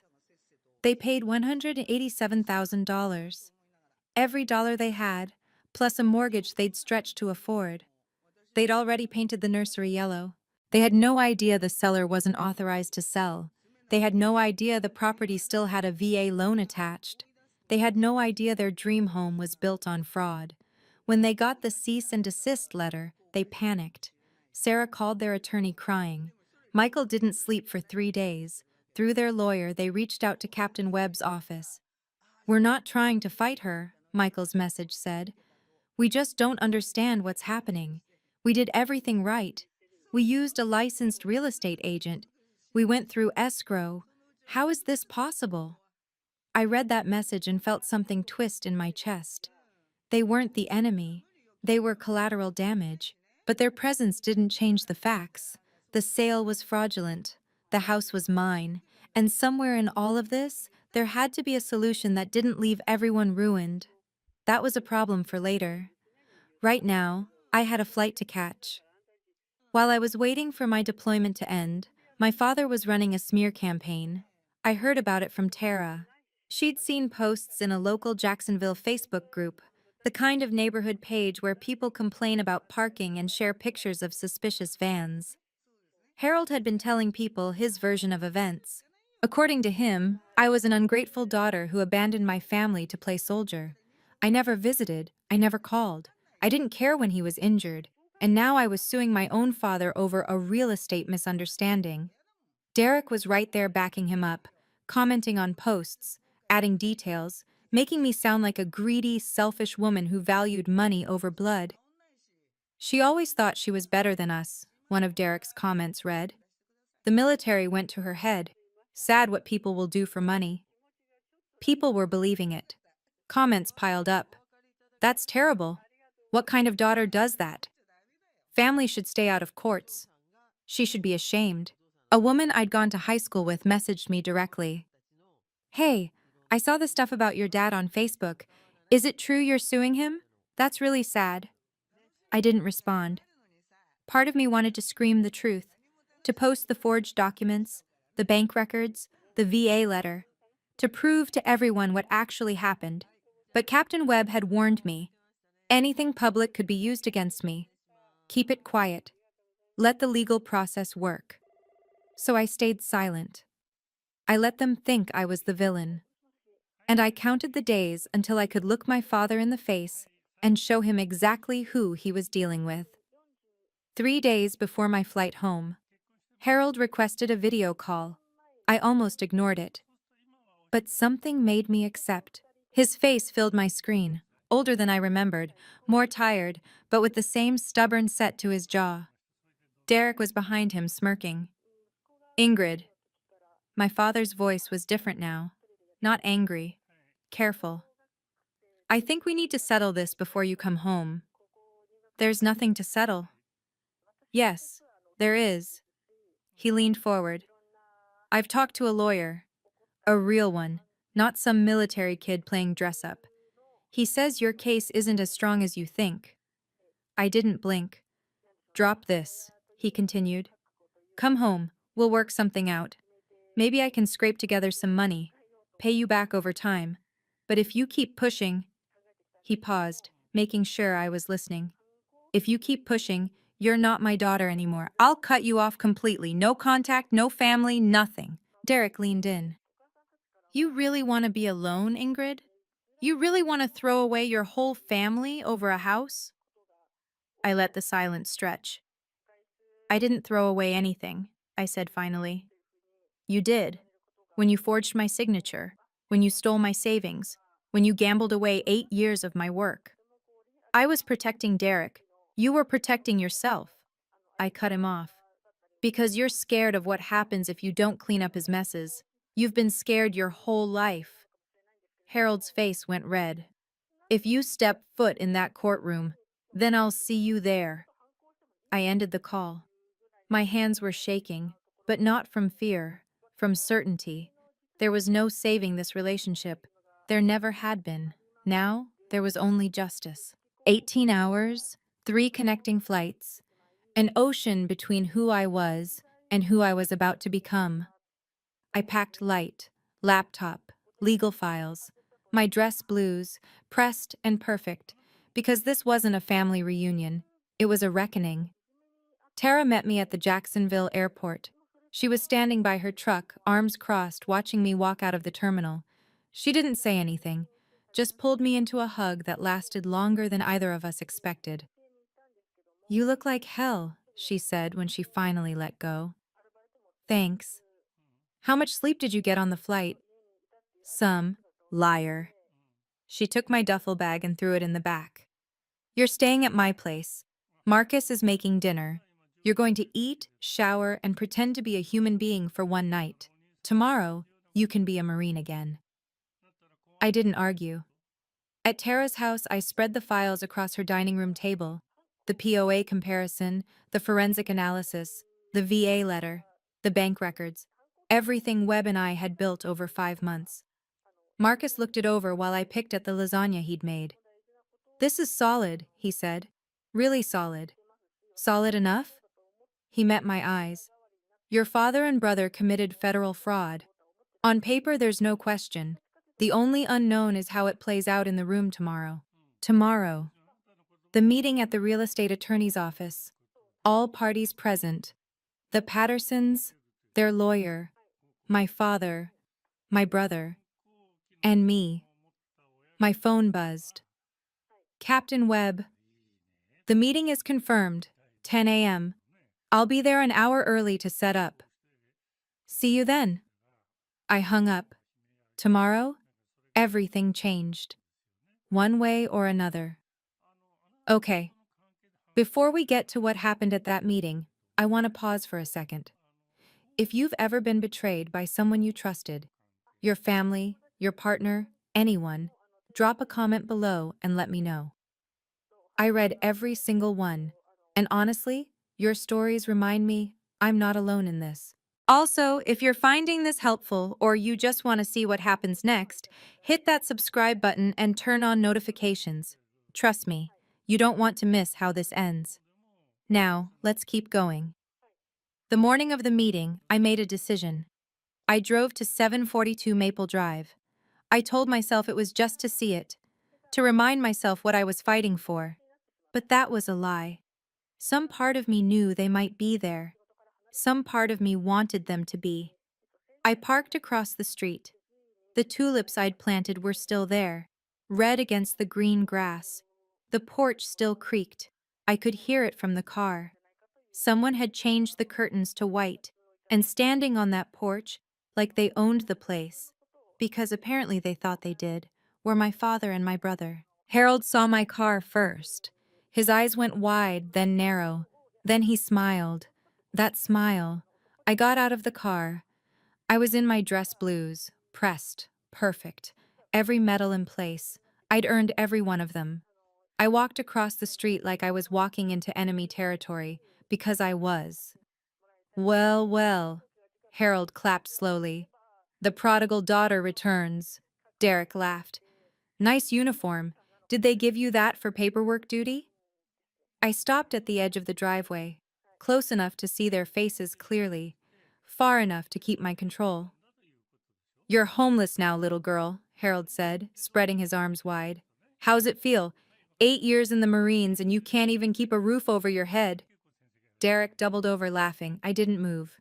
What's so funny? Harold's smile faltered. What are you grinning at? I was grinning? I hadn't realized. But yes, I was. See you at the meeting, I said. And I walked back to my car. Behind me, Derek's laughter had stopped. Good. They followed me. I was barely to my car when Derek jogged up, grabbing the door before I could close it. What was that? He demanded. What's with the smile? You think you're going to win this? I looked at his hand on my door, then at him. Remove your hand. He didn't. You've got nothing, he said. Dad talked to a lawyer, a real one. All that military crap doesn't mean anything. It's your word against ours. Behind him, Harold was walking over, slower, stiffer, but with the same arrogance. You think we're scared of some little cease and desist letter? Harold called out. I've lived in this town for 30 years. People know me. They trust me. Who are you? Some girl who ran off and never looked back. Derek leaned closer, dropping his voice. You were always jealous. Always angry that Dad loved me more. That's what this is about. You can't stand that I matter and you don't. I kept my voice level. You matter so much that you had to forge my signature to pay off your gambling debts. His eyes flickered, just for a second. Fear. That's not... Derek. I said his name like it was nothing. Like he was nothing. I have forensic handwriting analysis linking the forged POA to your DMV signature. I have VA documentation that the sale was never approved. I have bank records showing exactly where the money went. He stepped back. You're bluffing. Then call it. I closed my car door. See you at 10. I drove away. In my rearview mirror, I watched them standing in the street, smaller and smaller, until they disappeared entirely. They still thought this was about the house. It wasn't. It was about who I was willing to become to protect what I'd built. Wait, let me clarify the timeline. The confrontation at the house happened around 7 a.m. The meeting wasn't until 10 a.m. Those 3 hours in between felt like 3 years. I went back to Tara's place, showered, changed nothing. I was staying in my dress blues, made coffee I didn't drink, stared at walls I didn't see. Around 8:30, I spread the files across Tara's table one more time. Not because I needed to review them. I'd memorized every word. But the ritual of touching the pages, organizing them, checking their order, it steadied me. Limited POA. The real one. My signature. General POA. The fake one. Derek's forgery. Forensic handwriting analysis. Side-by-side comparisons. VA notification. Official letterhead. Transaction null and void. Bank records. Wire transfers. Casino payments. Cease and desist letter. Proof of delivery. Tara watched me from the kitchen doorway. You've got this, she said. I know. Then why do you look like you're about to throw up? I stopped arranging papers, looked at her. Because they're still my family. The word caught in my throat. Some part of me still wants them to apologize, to admit they were wrong, to be the people I needed them to be. Tara was quiet for a moment. They're not going to be those people. I know. Then stop wanting it. She walked over, put her hands on my shoulders. You can grieve who they should have been later. Right now, you need to be a Marine. Clear-headed, focused, unstoppable. I took a breath. Unstoppable. That's right. I packed the files into my leather briefcase, the one nice thing I'd bought myself after making sergeant. 9:15 a.m. Time to go. Captain Webb was already at the coffee shop across from the attorney's office when I arrived. He was in his service alphas, the Marine equivalent of a business suit, impeccable and intimidating. 2 cups of coffee sat on the table, one untouched. That one's yours, he said as I sat down. You look ready. I feel ready. Good. He slid a tablet across the table. Linda Hoffman will be joining via video conference. She's patched into the meeting room. Here's what we're going to do. He laid out the strategy. First, I would stay silent. Let Webb do the talking until it was time for me to present evidence directly. Second, we'd lead with the POA comparison. Visual, undeniable. Let them try to explain away the obvious forgery. Third, Linda would confirm the VA covenant violation on the record. Official, documented, not up for debate. Fourth, we'd present the bank records, show exactly where the money went. Fifth, and only if necessary, we'd outline the criminal implications: forgery, wire fraud, SQRA violation, federal prison. The goal isn't to threaten, Webb said. The goal is to present facts so overwhelming that there's no room for argument. We want them to understand that their only options are compliance or prosecution. And the Pattersons? Innocent buyers. We make that clear. They're victims too. The solution is to void the sale, return the property to you, and have Harold and Derek reimburse the Pattersons fully. Can they even do that? Most of the money is gone. Webb's expression didn't change. That's their problem to solve, not yours. My phone buzzed. 9:55. Let's go, I said. We walked across the street together. 2 Marines, 1 mission, no mercy. The law office of Mitchell and Associates sat in a converted Victorian house downtown. Hardwood floors, crown molding, the kind of quiet money that whispers instead of shouts. Attorney Gregory Mitchell was the neutral party, a real estate specialist hired to mediate. He met us at the door, shook hands, led us to a conference room with a long mahogany table and leather chairs. Webb and I took positions on one side. The laptop for Linda's video feed was set up at the head of the table. 9:58 a.m. The Pattersons arrived. Michael was tall, broad-shouldered, with the calloused hands of a working man. Sarah was small, visibly pregnant, clutching her husband's arm like she was afraid of what was coming. Their attorney, a nervous young man named Thompson, trailed behind them. Sarah looked at me. I saw fear in her eyes, but also something else. Curiosity, like she was trying to understand who I was and how we'd ended up on opposite sides of a table. 10:04 a.m. My father and brother arrived. Late. Of course. Harold walked in like he owned the place, chest puffed out, wearing a rumpled button-down shirt that had seen better decades. Derek followed in jeans and a t-shirt, smirking, radiating a confidence he hadn't earned. Then Harold saw Captain Webb's uniform, the JAG insignia, the oak leaves of a captain. The smirk faded. Derek leaned over, whispered something to Harold. Harold shook his head slightly. They sat down across from me. For the first time in my life, my father couldn't meet my eyes. Attorney Mitchell cleared his throat. Let's begin. Linda Hoffman's face appeared on the laptop screen. The pieces were in place. Now, the truth. Attorney Mitchell started with the basics. We're here to discuss the disputed property at 742 Maple Drive, he said. All parties with a claim or interest are present. Mr. Myers, you represented yourself as having authority to sell the property. Sergeant Myers contests that authority. The Pattersons purchased the property in good faith. Let's hear from each side. Harold went first. He didn't have a lawyer, too arrogant to think he needed one. This is simple, he said. My daughter gave me power of attorney before she went overseas. I used that authority to sell the house. It was an emergency. Derek owed money to dangerous people. I did what any father would do. Derek nodded vigorously. Exactly. She's overreacting.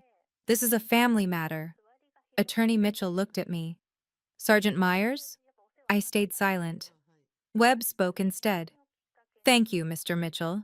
Before we proceed, I'd like to introduce myself as Captain Marcus Webb, Judge Advocate General's Corps, currently assigned to Camp Foster, Okinawa. I'm representing Sergeant Myers in this matter. Harold's jaw tightened. I'd also like to note that Ms. Linda Hoffman of the VA Regional Loan Center is joining us remotely and will provide official VA testimony regarding the property's loan covenant. Linda nodded on screen. Now, Webb opened his briefcase. Mr. Myers claims he had authority to sell the property. Let's examine that claim. He pulled out 2 documents. I have here 2 powers of attorney. One is a limited power of attorney signed by Sergeant Myers, authorizing only mail receipt, bill payment, and minor maintenance. The other is a general power of attorney used to execute the sale. He slid them across the table.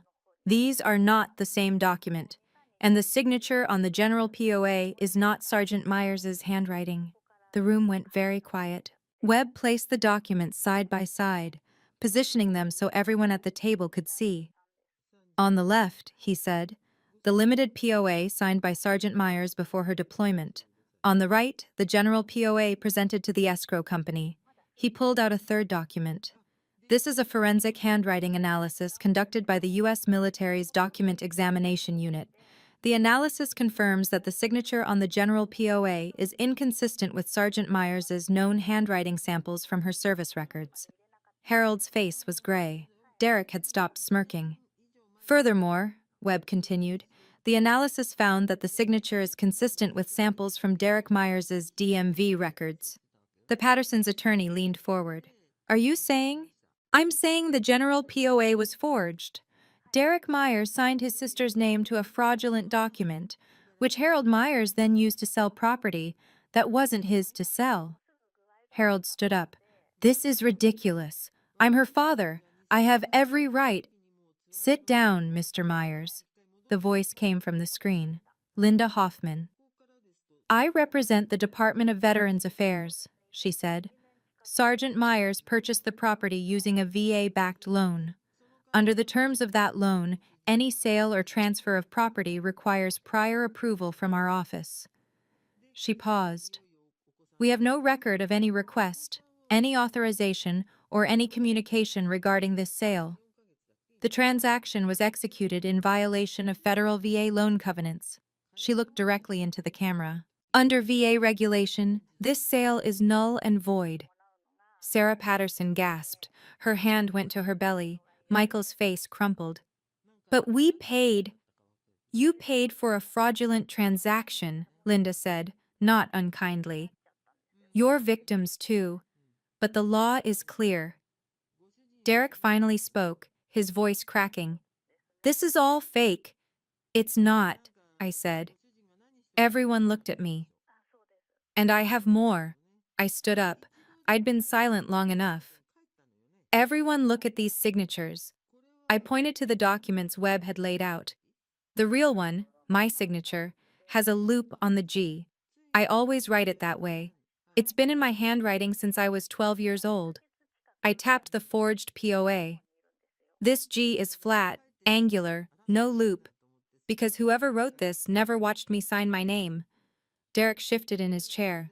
Also, I always sign my full name, Ingrid E. Myers. The E is for Elizabeth, my mother's name. I've never signed a legal document without it. I pointed to the forgery. No E, just a gap, because the person who wrote this didn't know. I looked at my brother. But you should have known, Derek. You grew up in the same house as me. You watched me sign birthday cards, permission slips, school forms. How did you not know how I sign my name? His face went white. I didn't. The forensic analysis matched your handwriting. Not Dad's, yours. You forged my signature on a federal document connected to a VA loan. I let that sink in. That's a felony. Up to 10 years in federal prison.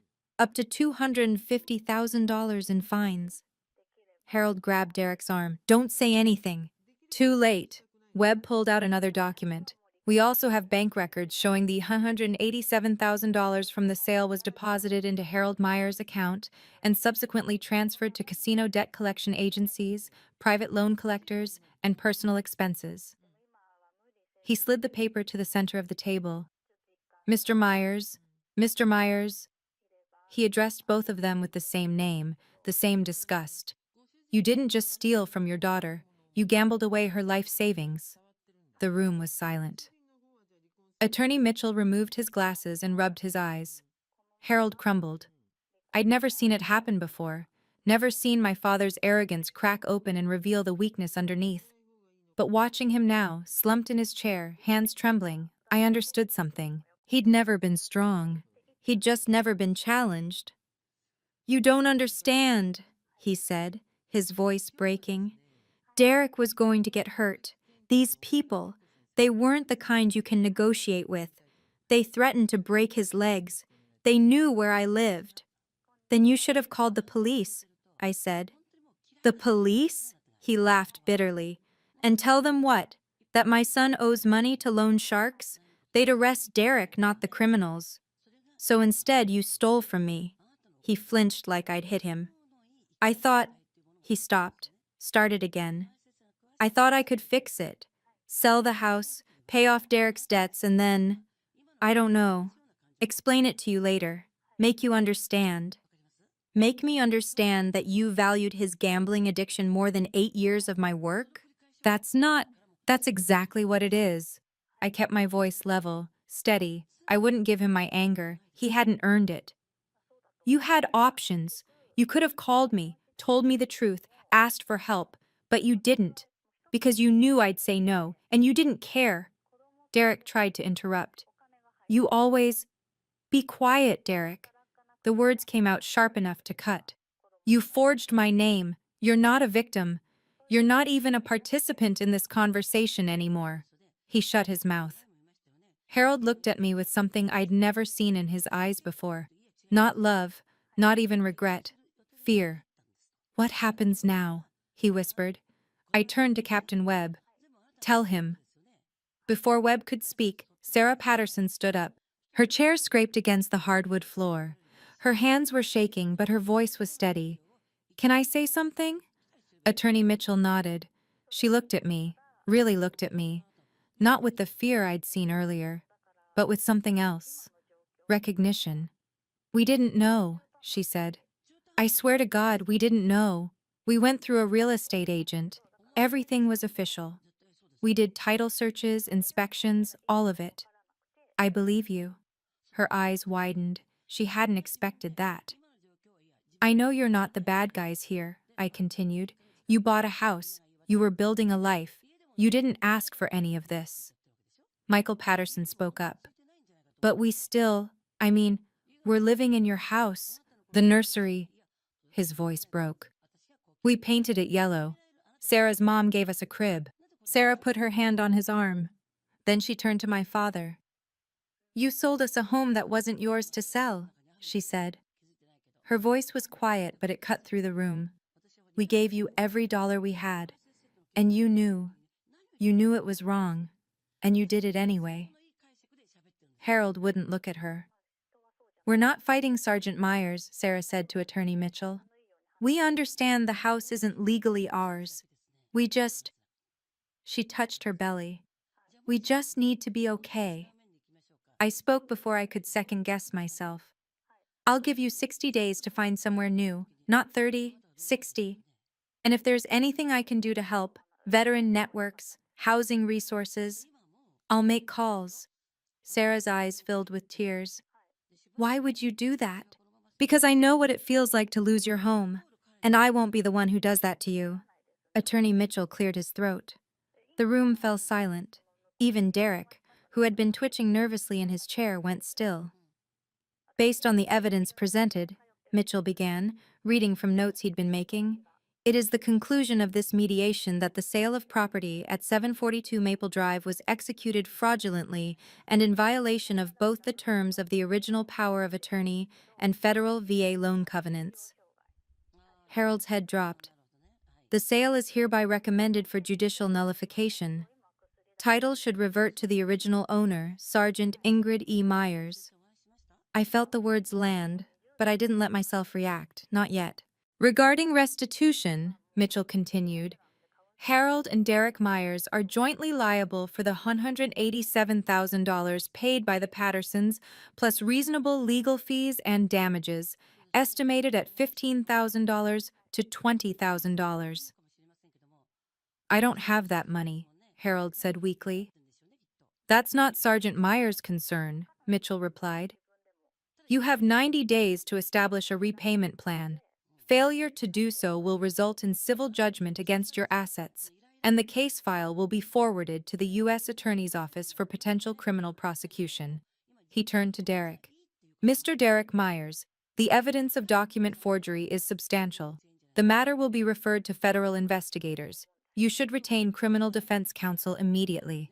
Derek looked like he was going to be sick. Finally, Mitchell said, Ms. Hoffman, can you confirm the VA's position? Linda's face on the screen was impassive. Confirmed. The VA considers this matter closed in favor of Sergeant Myers. We will cooperate fully with any criminal investigation. Mitchell set down his pen. I think we're done here. 90 days, $187,000, or federal prison. I looked at my father. He couldn't look back. The meeting ended in silence. Harold stood up slowly, like a man carrying weights on his shoulders. He walked toward the door without looking at anyone. Not me, not Derek, not even Attorney Mitchell. Derek followed, but stopped at the threshold. He turned around. You happy now? His voice cracked with something between rage and despair. You destroyed this family. I met his eyes. No, Derek. You destroyed this family when you forged my name. I'm just holding up the mirror. He stared at me for a long moment. I thought he might scream, might lunge, might do something stupid enough to add assault charges to his list. But instead, he just shook his head. You're cold, he said. You were always cold. Then he left. Harold was already down the hallway. He didn't look back. He didn't say goodbye. 26 years his daughter, and he walked away without a word. I stood in the conference room, watching the empty doorway, and felt nothing. No satisfaction, no grief, just stillness. Sarah Patterson approached me hesitantly. Sergeant Myers? I turned. The house, she said softly. Before we moved in, I found these red tulips in the front yard. They were beautiful. I watered them every day. She paused. I didn't know they were yours. I smiled. The first real smile in weeks. Take a cutting before you go, I said. Plant them wherever you land next. They're survivors. They'll bloom anywhere. Sarah's eyes welled up. She reached out and squeezed my hand. Thank you, she whispered, for being kinder than you had to be. She rejoined Michael, and they walked out together, not broken, just changed. Captain Webb appeared beside me. You did good, Sergeant. I know, but I didn't feel good. Not yet. Maybe not for a long time.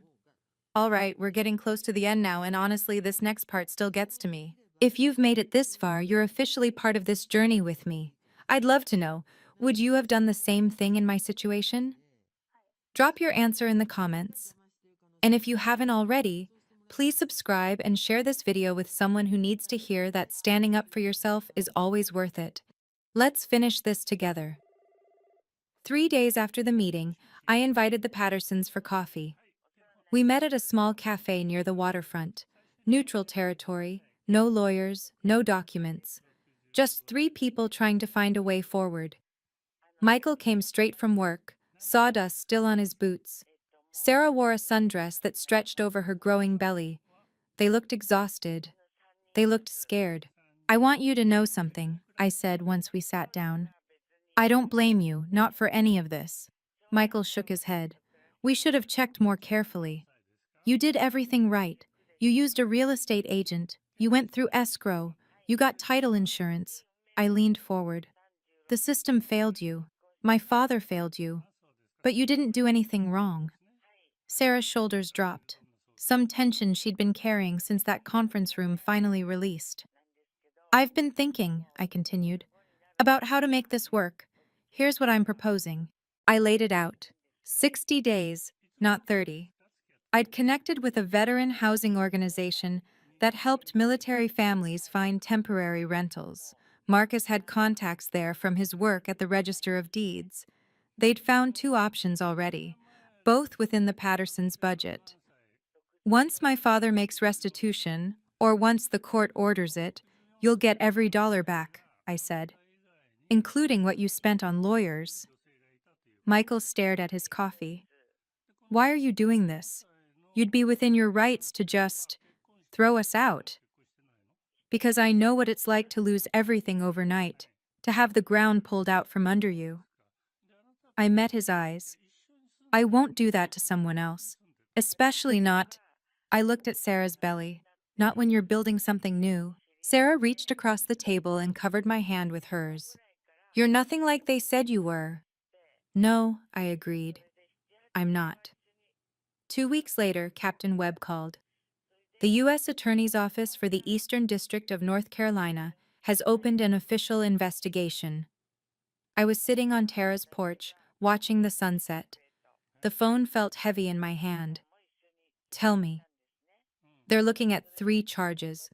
First, forgery of a legal document connected to federally backed property. That's a Class D felony. Second, wire fraud. The electronic transfer of funds from the fraudulent sale crosses state lines, which makes it federal jurisdiction. Third, conspiracy to commit fraud, since there's evidence both Harold and Derek planned this together. I'd known it was coming, but hearing it out loud made it real in a way it hadn't been before. What are they facing? Derek is in serious trouble.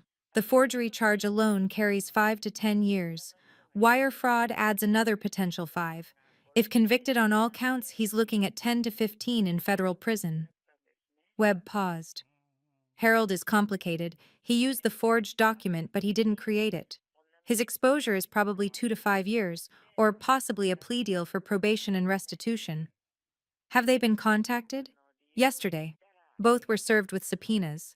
Derek apparently tried to blame Harold. Harold tried to blame Derek. A hint of dark amusement entered Webb's voice. The prosecutor said it was the fastest mutual self-incrimination he'd ever seen. I should have felt something. Triumph, satisfaction, closure. Instead, I felt hollow. Ingrid? Webb's voice softened. You okay? I don't know.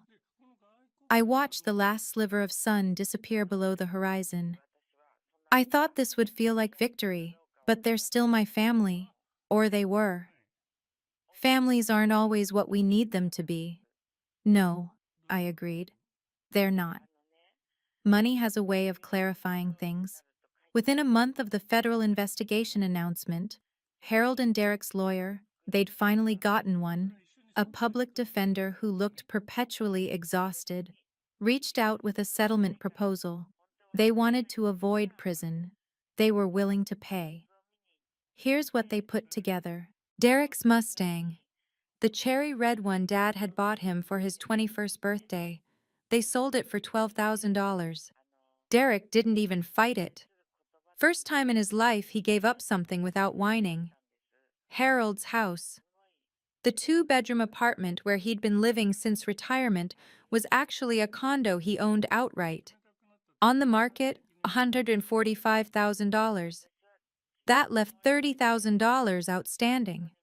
Derek agreed to a payment plan, $500 a month for 5 years, garnished directly from whatever wages he managed to earn. Given his work history, that number might as well have been $1 million. The Pattersons got their money back, all of it, $187,000 plus $8,000 in legal fees. Their attorney called to confirm the wire transfer. Sarah cried on the phone. Harold had to move into a rental apartment. First time in his life he didn't own property. First time in his life he had to answer to a landlord, pay rent on time, follow someone else's rules. Derek had to get a job, a real one. No more waiting for his break. No more poker games in back rooms. His first paycheck went directly to the restitution fund. And me? I didn't take a cent from either of them. I didn't want their money. I wanted them to understand what it costs to steal from someone who had nothing but what she built with her own hands. The money they paid went to the Pattersons. The house came back to me. That was enough. 6 months after the meeting at Attorney Mitchell's office, the federal court handed down its verdict. Derek Michael Myers, guilty on 2 counts, forgery of a federal document and conspiracy to commit fraud. Sentenced to 3 years in federal prison, with 18 months to be served and the remainder suspended pending good behavior and continued restitution payments. Harold Eugene Myers, guilty on 1 count, fraudulent use of a forged document. Sentenced to 2 years probation, 200 hours of community service, and a permanent restriction prohibiting him from serving as power of attorney or fiduciary for any person. I didn't attend the sentencing. Captain Webb offered to fly me to the courthouse, but I declined. I'd already said everything I needed to say in documents, in testimony, in the evidence that spoke for itself. I didn't need to watch my father and brother walk out of a federal courtroom in handcuffs to know that justice had been done. Webb called me afterward. Derek is being processed at FCI Butner, he said. Medium security. He'll be eligible for early release in about 14 months if he behaves.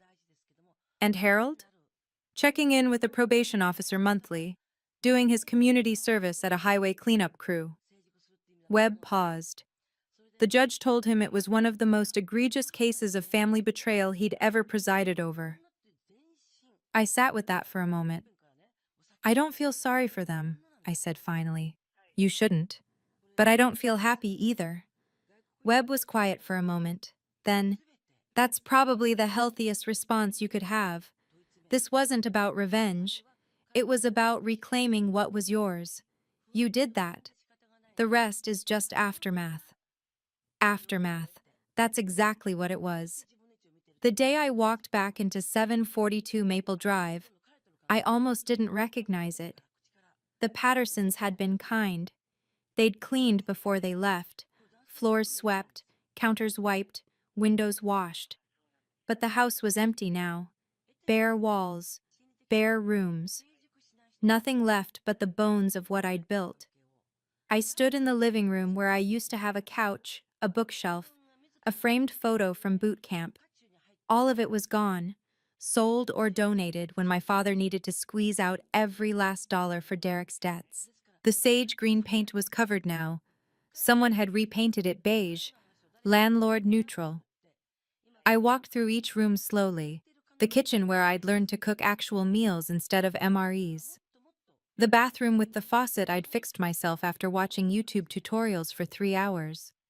The bedroom where I'd slept on a mattress on the floor for the first 6 months because I couldn't afford a frame. In the backyard, I found the tulips. Red, still blooming. Somehow, through all of it, they'd survived. I knelt in the dirt, touching the petals. My mother's favorite flower. The only thing in this house that was exactly how I'd left it. And then, for the first time since any of this started, I cried. Not from sadness, not from anger, from relief. It was over. I was home. And no one, not my father, not my brother, not anyone, could take that away from me again. I stayed in that backyard until the sun went down, watching the shadows stretch across the grass I'd mowed 100 times. Then I stood up, wiped my face, and went inside to start again. The house was empty, but it was mine, and that was enough. 3 months later, I stood at attention one last time. My honorable discharge ceremony was small. A handful of officers, a few friends from the unit, Tara with her phone out recording everything. 8 years of service reduced to a folded flag, a handshake, and a DD-214 that said I'd done my duty. I didn't regret a single day. The transition back to civilian life was harder than I expected. 8 years of structure, routine, purpose, suddenly replaced by silence. No 0500 wake-up calls, no formations, no one telling me where to be and when. But I had a plan. The GI Bill covered tuition. I enrolled at Coastal Carolina Community College Criminal Justice Program, 2-year degree, with the option to transfer to a 4-year university afterward. Why criminal justice? Because I understood what injustice felt like. Because I'd seen the system work. Slowly, painfully, but eventually. Because I wanted to be part of making it work faster for people who didn't have military lawyers on their side.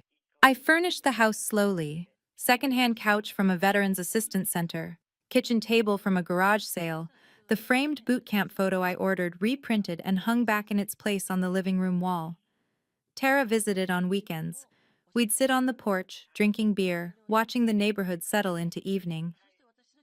"You doing okay?" she asked once. "I think so." "You talked to your dad?" "No." "Your brother?" "Definitely no." She nodded, didn't push. "You know what I've learned?" I said. "Family isn't the people who share your blood. It's the people who show up when everything falls apart." She clinked her bottle against mine. "Then I guess I'm family." "You always were."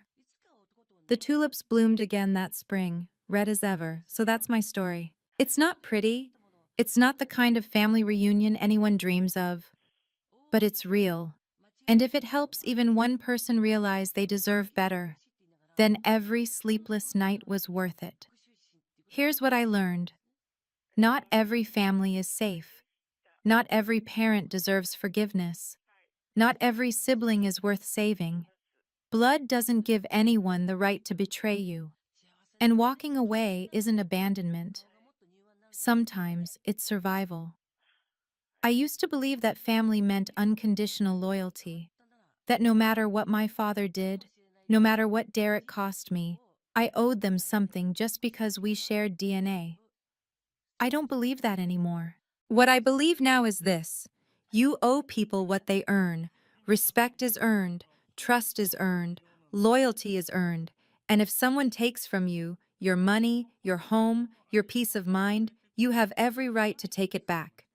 I didn't destroy my family. My father and brother destroyed it long before I came home. All I did was refuse to be buried in the rubble. If you're watching this and you've been where I was, manipulated, stolen from, gaslit into thinking it was your fault, know that you're not alone, and you don't have to stay quiet. Document everything, know your rights, find allies who believe you, and when the time comes, when you're standing on that porch and they're laughing at you, calling you homeless, smile back, because the truth always comes out, and the truth is your weapon. My name is Ingrid Myers. I'm a veteran of the United States Marine Corps. I served my country for 8 years, and this is my house. If you're watching this, please subscribe and share with someone who needs to hear that standing up for yourself is always worth it. Check out the links in the description for more stories like mine. Thank you for watching. Thank you for listening. And remember, your story matters too. That's my story. If this resonated with you, I'd love for you to subscribe to this channel and turn on notifications so you don't miss the next one. Drop a comment and tell me, what would you have done in my situation? I read every single comment, and honestly, your words keep me going. Thank you for watching. Thank you for listening. I'm Ingrid Myers, and I'll see you in the next one.